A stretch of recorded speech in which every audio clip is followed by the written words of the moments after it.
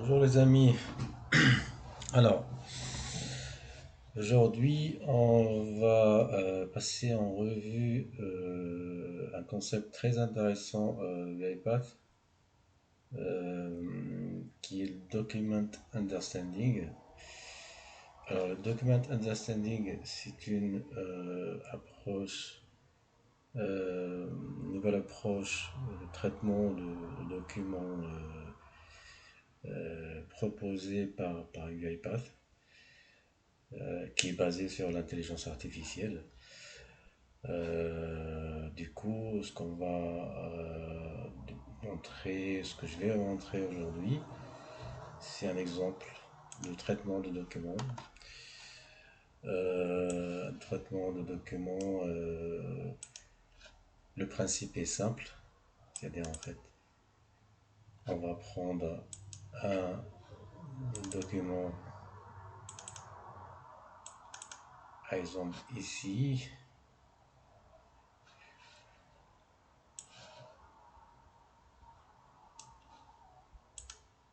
Alors, on voit bien que, par exemple, ici, le document est sur plusieurs pages et chaque page, elle est sur différents formats. Donc, le principe, en fait, ce qu'on cherche ici, c'est d'extraire certaines informations de chaque page. Il n'est pas évident de le faire de manière standard, entre guillemets, avec les solutions standards du iPad. Donc, UiPath a développé un nouveau mécanisme, une nouvelle fonctionnalité très intéressante qui est basée sur l'IA et qui permet de faire ce genre d'extraction indépendamment en fait du format de la page, du format visuel de la page. Et cela se fait d'une manière très très impressionnante. Je vais vous montrer tout à l'heure en fait. Par exemple, vous voyez ici un ticket en fait de caisse, qui est basé en fait qui est sur sur une table. À travers cette photo là, on peut extraire toutes les informations nécessaires, donc qu'on veut extraire. Du coup, en fait, ici, je vais faire une partie en fait. Ce répertoire-là, en fait, je l'ai bon, il contient les documents sources, donc les documents sur lesquels on va travailler, on va extraire des informations. Ce répertoire-là contient les informations nécessaires,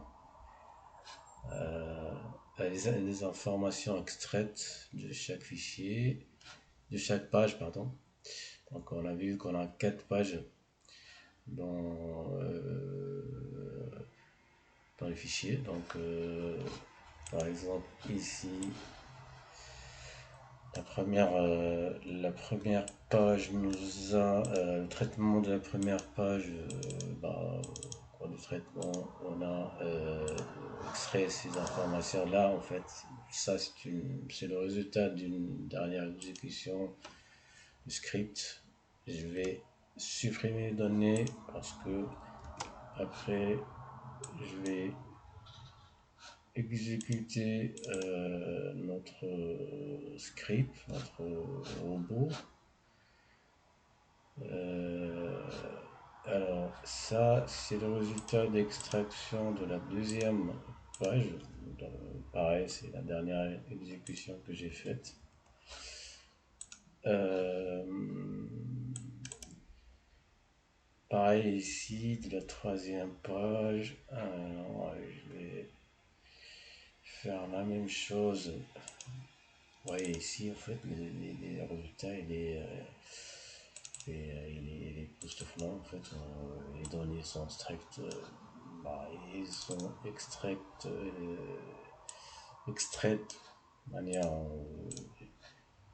de manière détaillée, de manière en fait fiable. Alors, euh, sur le quatrième document, par exemple, ce que je vais faire, c'est que c'est la même chose. Ça, c'est le résultat de la dernière, d'une exécution antérieure. Je l'ai supprimé. Donc, du coup, on a les fichiers d'output qui nous servent pour stocker des informations qu'on veut extraire des différentes pages de notre document qui est ici en fait, euh, qui est ici. Donc qui contient 1, 2, 3 et 4 pages. Voilà. Alors, donc tout ça en fait c'est notre répertoire de travail. Donc ici, en fait ça c'est un template UiPath et on peut le customiser selon nos besoins en fait, nos besoins à nous. Donc ici vous avez description des différentes différents workflows, examen utilisé et le cheminement, le process flow en fait pour chaque document, avec toutes les étapes de digitalisation, de classification, de décision sur la classification, de l'intervention humaine pour valider la classification, et de l'extraction. Après, ils avaient la phase d'extraction de données, euh, d'extraction de données et la validation finale. En fait, le document understanding, l'objectif c'est de prendre un document indépendamment, que ce soit en fait structuré ou non structuré, scanner, non scanner, donc n'importe quel document, et en fait extraire les informations nécessaires en fait, les informations qu'on veut extraire. Celui, ce traitement se base sur ce workflow. Donc il y a notre script qui est ici. On va faire tout ce process euh, pour chaque page. Donc il va faire une pré-digitalisation de la page, il va digitaliser les documents, classifier les documents. Après, il y a une validation humaine de classification. Alors ici, on peut se baser sur un indice de confiance. En fait, on peut ajouter une condition ici sur la précision de classification. Après, on va en parler un peu. Euh, donc, vous voyez, c'est une loupe en fait. Tout ça, c'est le workflow d'extraction de données en fait. Donc, on a la classification, la digitalisation premièrement, deuxièmement la classification selon les modèles qu'on a définis. Dans la taxonomie, on va voir après c'est quoi cette taxonomie. Après, on a l'extraction de données, on a la validation après l'extraction. On va vérifier manuellement est-ce que l'extraction a été bien faite ou non. Et on va devoir valider ça. C'est une intervention humaine. Après, il y a l'export du data sur les fichiers Excel que je vous ai montré tout à l'heure. Donc, il y a principalement l'étape de digitalisation, de classification et d'extraction. Donc, trois phases principales qui sont implémentées par ce script là et qui vont nous aider d'extraire les informations que nous voulons euh, faire extraire à partir de ce document. Alors, là, de ce document là. Alors, je commence par en fait vous faire une petite. Alors ça c'est un code assez simple. Donc en fait le script démarre avec l'étape de lecture de fichiers de configuration avec donc l'output du XAML qui le fichier config et le maximum par exemple le maximum ici d'atteinte, c'est-à-dire le maximum de retrait pour chaque transaction si on veut faire du transactionnel, c'est-à-dire utiliser des workflows ou des queues en fait, des transactions. Ici, retrait intervalle aussi qui se trouve sur le fichier de config. Alors le fichier de config ici il est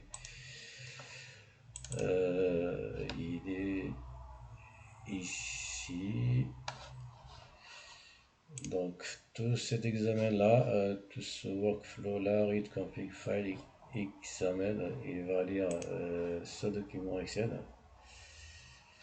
Donc il va lire les constantes déjà. Donc le max, comme on a dit, en fait max c'est la table, on l'a mis à 3, table digitale. Pour l'étape de digitalisation, le maximum de tentatives qu'on a mis, c'est 3. Pour la classification, c'est 3. Pour l'extraction, c'est 3. Retrait intervalle, c'est 30. Là, ça, c'est un fichier. C'est un fichier qu'on peut trouver sur UiPath Academy aussi. Hein. Donc, à customiser selon notre besoin. Ici, il y a un certain point d'endpoint. Ici, pour le setting, donc ici, il y a une part qui est très intéressante et qui est obligatoire en fait. C'est de mettre le endpoint qui vont nous servir pour base d'extraction de données à partir des fichiers. Donc pour l'instant, si endpoint là, par exemple, si je fais alors celui-là, il ne marche pas. Alors si je sais notre alors on va après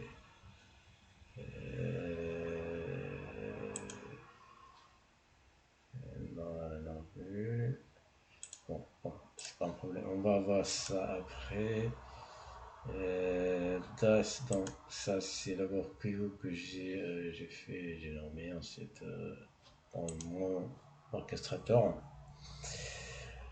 Donc il y a un certain donné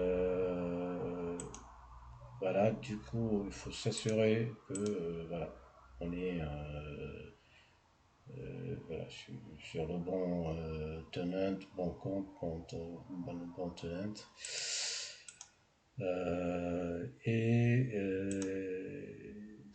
Donc, je vais actualiser dans ça.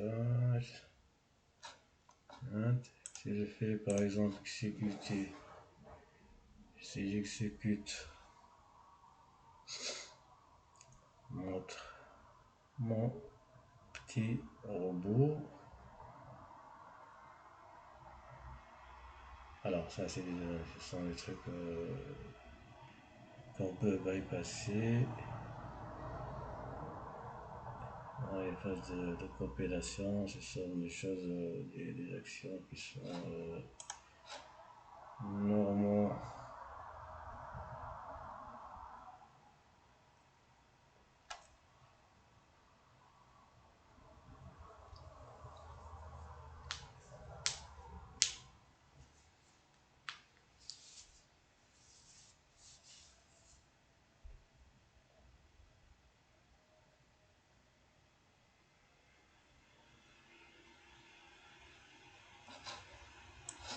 Vous voyez ici en fait, parce que moi j'ai deux fenêtres, mais il y a l'apparition de cette fenêtre-là en fait.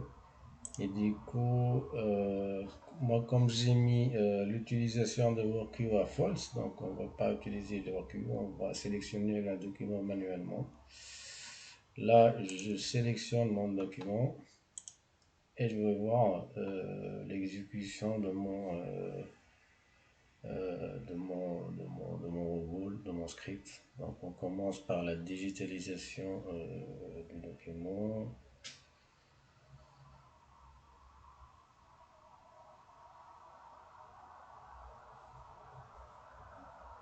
Le script est en train de digitaliser tout le document.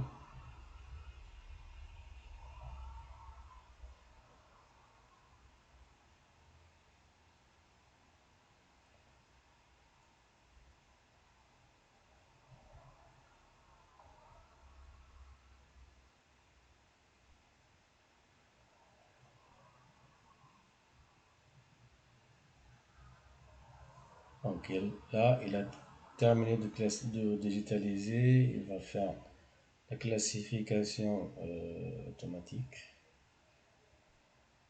Alors, il y a une chose que peut-être alors, j'ai oublié de parler en fait.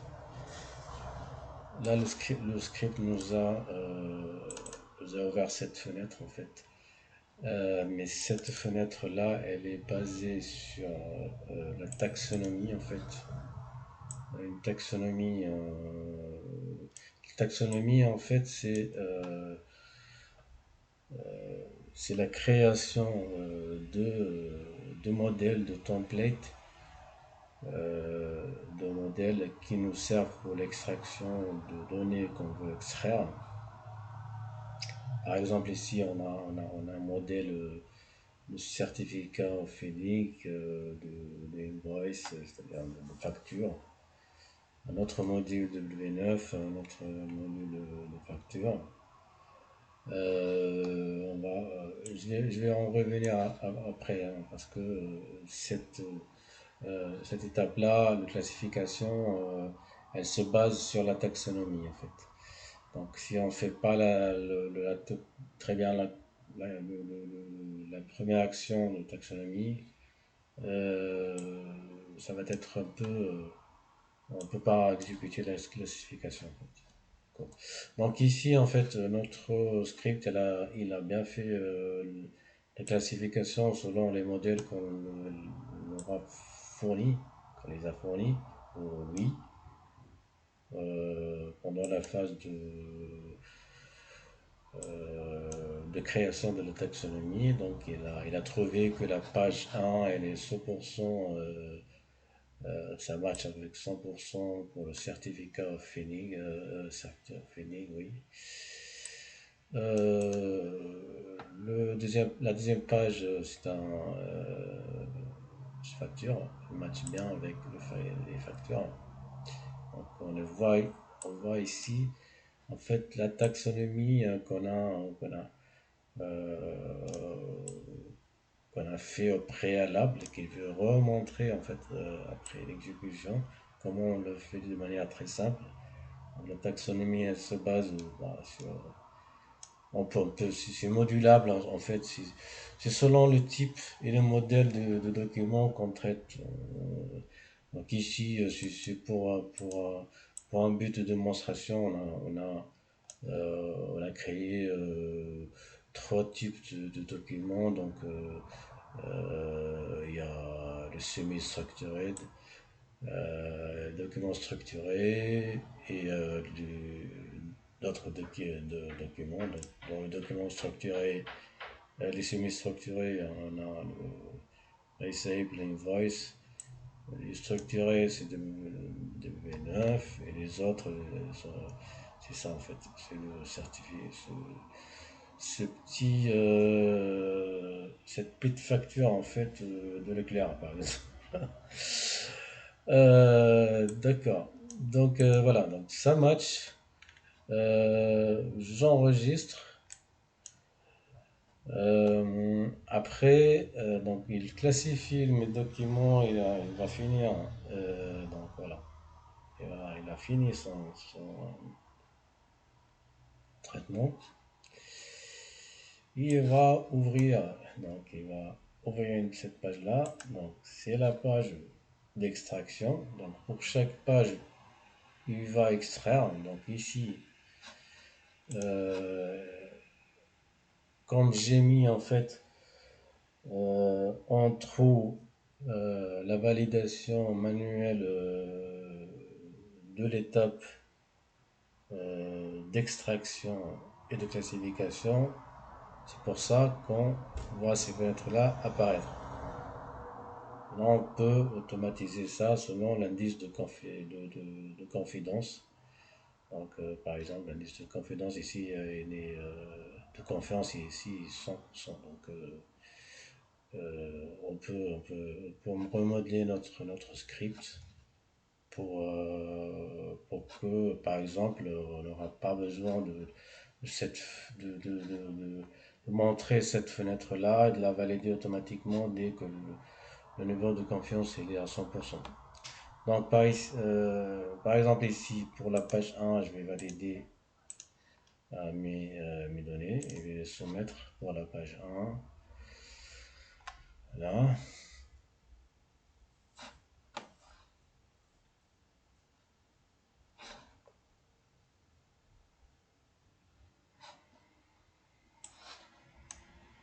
Pareil pour la page 2.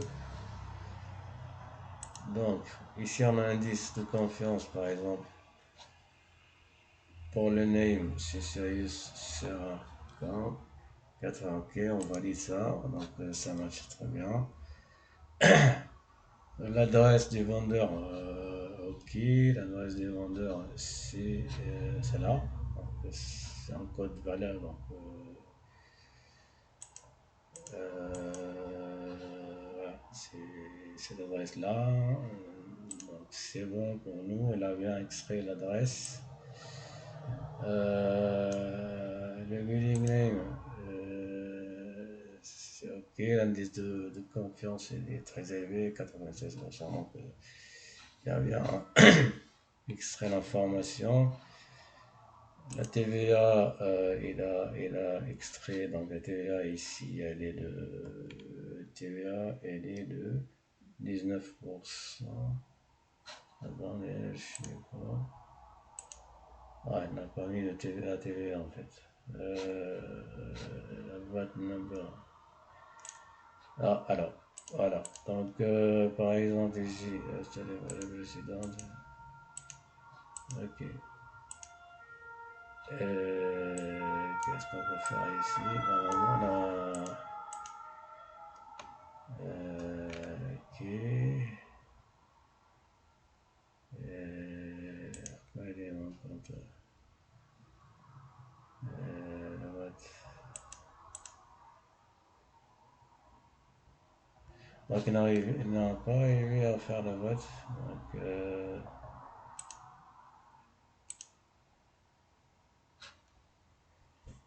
ah oui, et ici c'est la boîte. Donc on va faire comme ça la valeur. Ah ouais, la boîte c'est ça. Voilà, là on a corrigé un truc.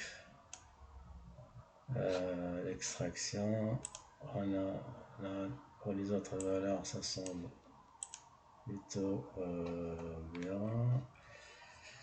Paiement adresse. Après, c'est simple, hein. Si vous avez pas, si vous avez les manquants ici, vous vérifiez que l'information elle est manquante ou non. Vous juste cliquer sur l'information. Si elle est présente, il faut cliquer sur le montant, par exemple ici, vous faites plus et vous validez. C'est simple. Les autres, on va valider.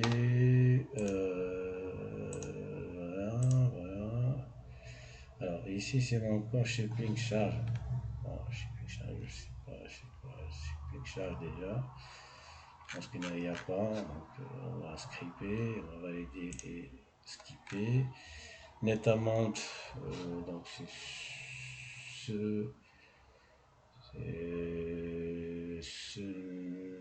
celui-là en fait. Oui, maintenant c'est 24 007 machin. Le total, c'est ici. Bon, voilà. On va vérifier en gros. Discount, on n'a pas discount, je pense. Discount, non, il n'y a pas discount. Donc discount, c'est ok. Currency US dollar. Ok, US dollar, donc US dollar c'est en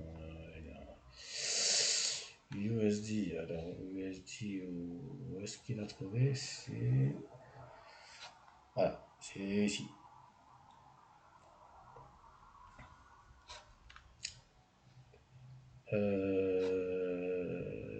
Currency, alors.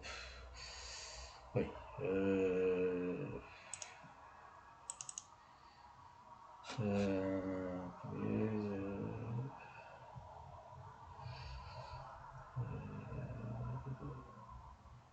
ok, ah, ok. D'où est-ce qu'il a. Bon, là, on voit qu'un niveau de 57% et satisfaisant. Donc, je pense il s'est basé sur ça, en fait, sur de l'art. Euh, les items. Alors, ça, c'est une table, donc, par contre. Donc, on va extraire toutes ces informations-là, de cette table-là, en fait. Euh, Bien sûr, il y a les informations extraites, des informations que l'algorithme a extrait, des informations que l'algorithme n'a pas pu extraire. Et ici, vous trouvez l'indice de confiance. Et il faut juste soit confirmer la ligne extraite, par ici, par ici, par ici, enregistrer et fermer, et soumettre. Ça, c'est la première page.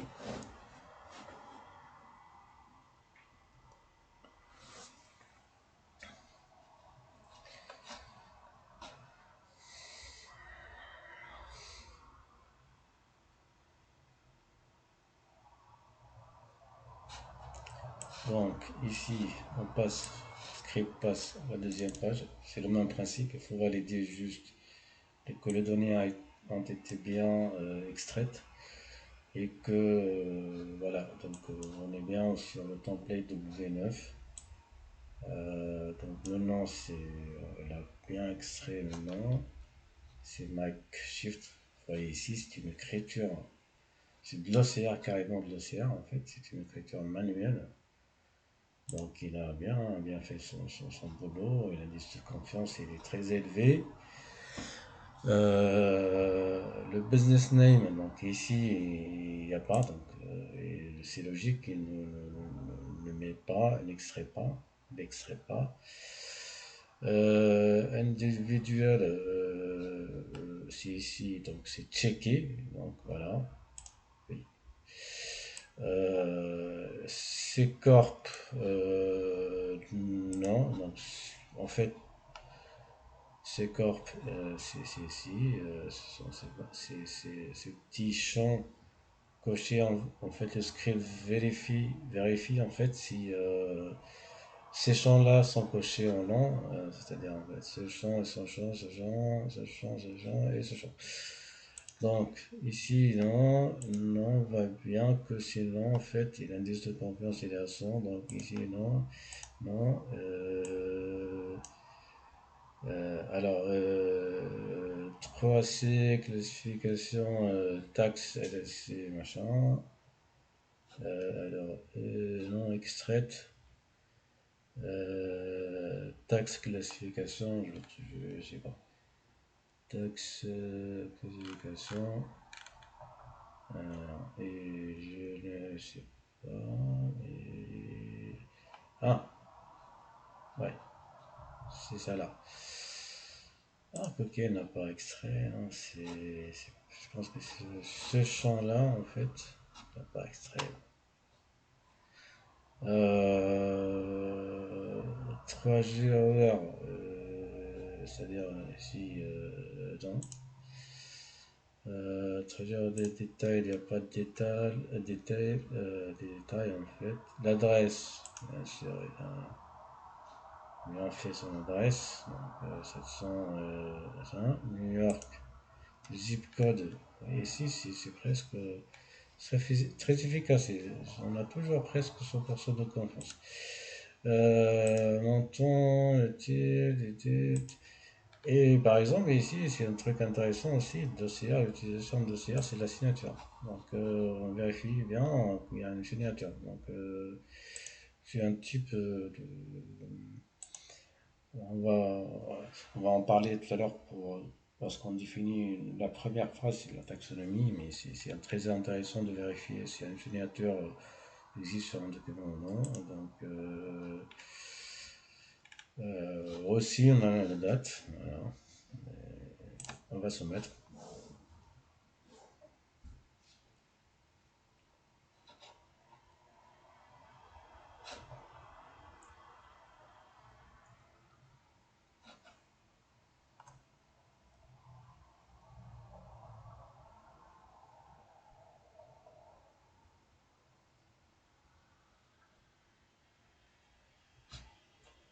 Alors, on va se mettre et du coup, on a le dernier document à vérifier manuellement l'extraction.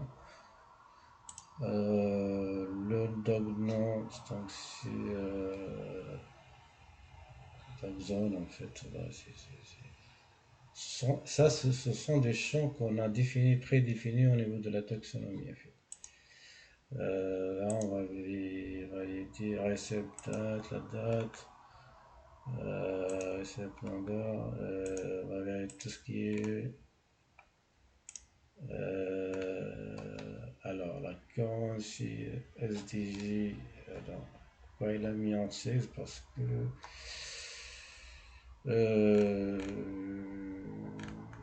je pense ouais c'est basé sur la langue en fait Singapour hein, je pense hein.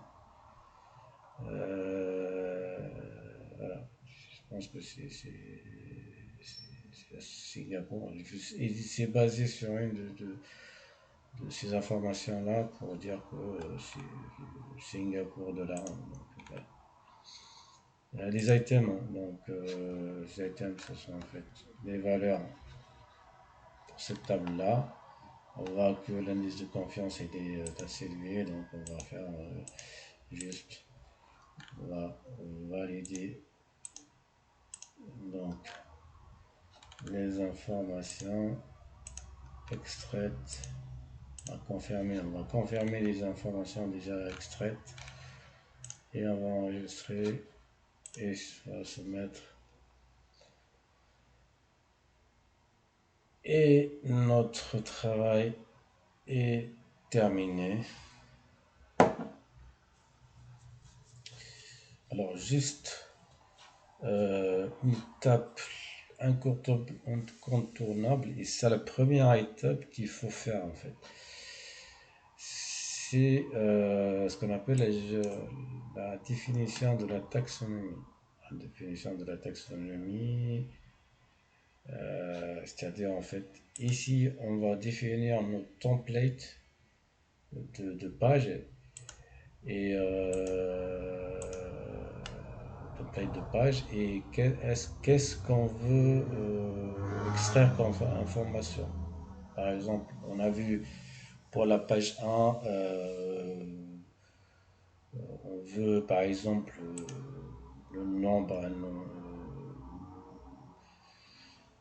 le nombre de fichiers du fichier, la page. Hein. Le type c'est texte, la date, une date, donc type c'est texte, effectif, voilà, semi-structured order, ah, ça c'est plus structuré ça. Donc ici, receipt name, tout ça ce sont valeurs qu'on va, que le développeur doit faire, doit ajouter manuellement pour créer sa taxonomie. Donc, phone number, chouette, voilà. Alors, tout ça, les items, c'est type tableau. Donc, on a ici plusieurs types. Hein. On peut choisir les types texte, number, date, name, adresse, set, machin. Donc, il y a plusieurs types. Le principe est simple en fait, c'est que par exemple ici au niveau de l'accès, on peut choisir de créer un groupe, par exemple, je sais pas moi, groupe test. Voilà. Et au niveau du groupe test, je vais créer un document, un template de document test 1. Et pour ce document test 1, on va ajouter notre champ, c'est-à-dire qu'est-ce qu'on veut extraire. Par exemple, le nom, type de champ, texte enregistré, et ainsi de suite, prénom, type de test, type de champ test, euh, euh, date de naissance, soit on peut choisir texte. Si on est assez confiant du document, on va dire que en fait, on peut avoir confiance dans l'utilisateur qui a écrit la date sur le document, sur un bon format, on peut utiliser date par exemple. Mais moi, je préfère texte, hein. C'est extrait texte directement. Voilà. Voilà. Donc après, ici, si on veut vérifier s'il y a une signature ou non, on fait boolean signature, par exemple. Donc voilà, donc ici on a créé un nouveau champ de taxonomie, c'est pareil en fait, c'est pareil pour tous les autres. Ça, on a fini avec la taxonomie, on va voir notre résultat qui est ici, l'export. Et on voit bien que, voilà, donc on va vérifier notre résultat, est-ce que il a bien fait, oui, voilà, quand même. Donc elle a ajouté des lignes avec voilà, donc que les données qui sont qu'on lui a demandé d'extraire. Euh, non, ah c'est celui-là, oui. Voilà pour la première page, pour la deuxième.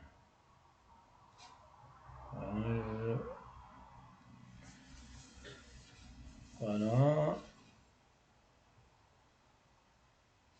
La deuxième page, ok. Donc il a mis pour la table aussi, il a mis les items de la table. Donc je vais juste montrer ce qu'il y a.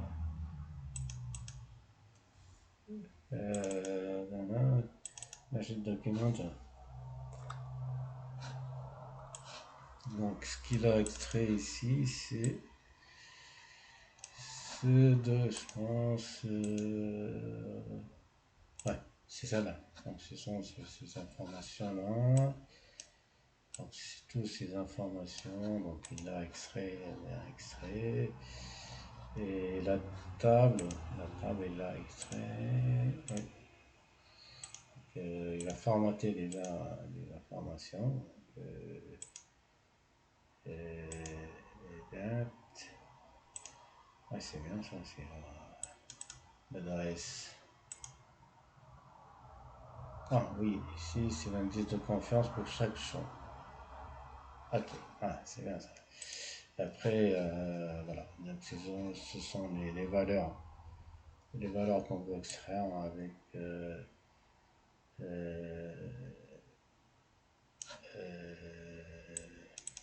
leur indice de confidence. Et voilà, la table. C'est cette table-là. Voilà, voilà. L'autre document, c'est la même chose. Donc, il a bien. Et retourne à export. Pour les deux autres documents,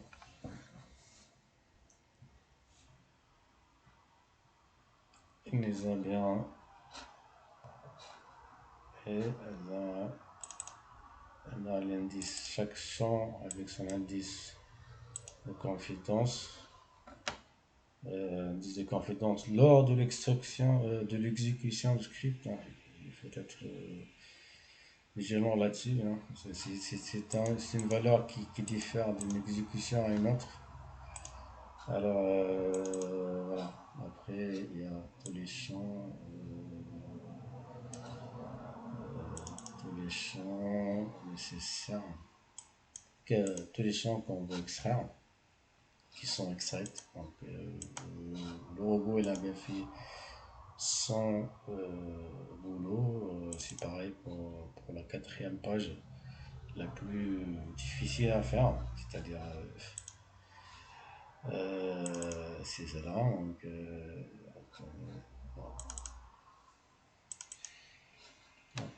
Donc, la dernière page, c'est franchement ce que j'ai trouvé plus intéressant, c'est la plus intéressante de tous, c'est celle-là en fait. Bah, donc, on arrive le script, le robot arrive à extraire les informations de manière dite très précise. Donc, très précise. Donc, par exemple, l'adresse. Donc, il extrait bien l'adresse. Et ça, 1580. Donc, voilà. Donc, il extrait de manière fiable, très précise, les informations de documents vraiment qui ne sont pas de qualité. En tout cas, l'image n'est pas formatée, elle est prise au hasard. Euh, donc, il arrive quand même à générer, à extraire des informations. Moi, je trouve que c'est très intéressant. En utilisant bien sûr BCR, hein, je pense, parce que là, c'est pas du natif. Euh, voilà, voilà. Je pense que j'ai fait le tour du document d'outstanding. Alors, quelques remarques. Ici, on trouve la valeur de la variable que j'ai utilisée, que j'ai mis à false pour l'utilisation. Est-ce qu'on veut utiliser les Q ou non? Donc, pour la démo que je viens de faire, c'est false. Donc, j'ai pas utilisé les Q, mais on peut utiliser les Q. Hein. Donc, si on met à true, en fait, il faut remplir déjà la queue donc avec des paths des fichiers. Et voilà, donc normalement, ça devrait passer. Donc le script, il va boucler sur toutes les paths qui sont dans la queue et exécuter son programme. Donc, ça sera plutôt du performant en termes de désignation UiPath. Donc, on sait qu'il y a deux scripts qui sont exécutés l'un après l'autre, qu'on a l'habitude d'exécuter l'un après l'autre. C'est le performeur, le dispatcher et le performeur. Le dispatcher qui va remonter une certaine information vers l'orchestrateur. Ici. Et le performeur, il va prendre cette information-là et il va travailler là-dessus. Alors, j'essaie de trouver quand même. Euh, ouais, voilà. Donc ici, vous trouvez toutes les logs de notre exécution. Donc, tous les logs nécessaires pour débugger en fait, par exemple. Yes. Voilà, voilà, j'espère que ça a été ça a été utile pour vous. N'hésitez pas à me contacter si vous voulez échanger à propos de ça. Et merci beaucoup pour votre attention. Au revoir.